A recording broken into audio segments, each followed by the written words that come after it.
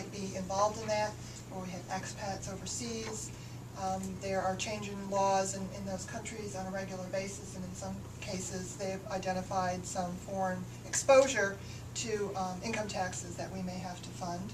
We also have an innovation fund that we put funds into each year that's investing in ourselves so that we can move forward and have a stronger and more interesting organization for our donors to look at, as well as some fundraising costs.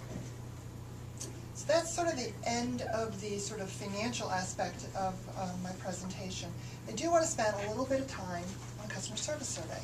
I think you all saw some of the results of the customer service survey, and I'm assuming many of you have had a chance to meet in a department-wide way to talk about your particular department's customer service results. So I thought I'd like to go through just a little bit of high-level information.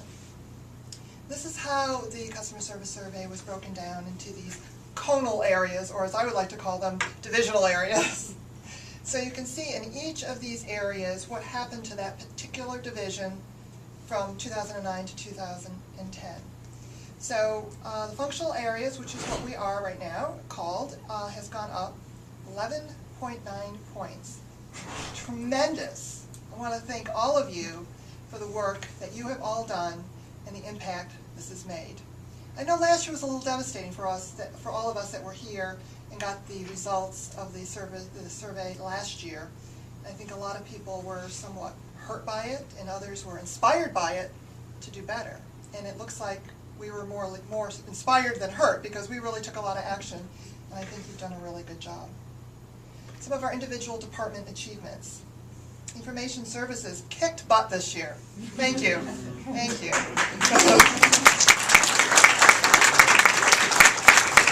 They're not the only one. Our facilities group really did a good job. The accounting department also did a great job. Little qualifier, they were at the bottom of the list last year. Still at the bottom of the list, but okay. That was a great improvement. And I think people took it to heart. And I think as you go forward here and see our plans for the current year, we're going to see some additional improvements. So I really want to thank everybody. I think it was very admirable. And I think that regardless of the order to which our departments are, what we've done in this past year and the changes that we have made is really what you need to focus on and really be proud of. And I am very proud of you. And I want to thank you for all the work that you did. So this kind of brings us to the current year. We're already 4 months into it, and I know people are doing a lot of work. So what are the things that we're focusing on this year? So these are the broad brush strokes. These are the things that I am working with senior management on, that I'm being held responsible for, that I think are the right things for this organization, and that they believe are the right things for this organization that should come out of these departments. We hope to improve our audit experience, improve areas of financial reporting, customer satisfaction, our communications, building internal and external capacity, looking at our future financial systems, and improving organizational risk management. So what does this mean? I'm not going to read through all of these things. I think you can kind of flip through this as you see what we mean. But we have changed our auditors this year, and I think with that change, we're going to see a very different audit approach.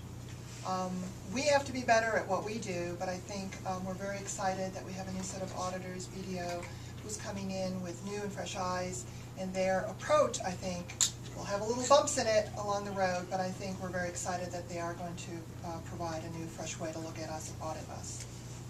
We have some new deadlines. We hope to be done a whole lot earlier than February this year, and so that's what we're doing in the area of audit. Risk management. You're going to hear a little bit later from Mauricia, and she's going to talk a little bit about some specific areas. But we have been doing work on ethics and compliance training across the organization. We've been working, her OFOG folks have been in all week, and I know a lot of them stood up, but I don't know if you all know that the OFOG staff work around the world. They live around the world, and they have all been in for 2 weeks. This is their second week, and they've been working a lot on not only training and getting up to speed on things, but also looking at ways that they can improve what they do to bring value to the organization, as well as we're hoping that the OFOG staff can have a much more prominent role in how we can be efficient in doing our external audits. So this is kind of a new role and something that they're working really hard on this year. So that's one of the things up in there. Reducing balance sheet risk. In my mind, one of the most important things I can do is to make sure that we have a strong balance sheet, that we have strong cash flows, and that we don't have too much risk facing the organization, not only in how we do business, but financially, how we manage our money.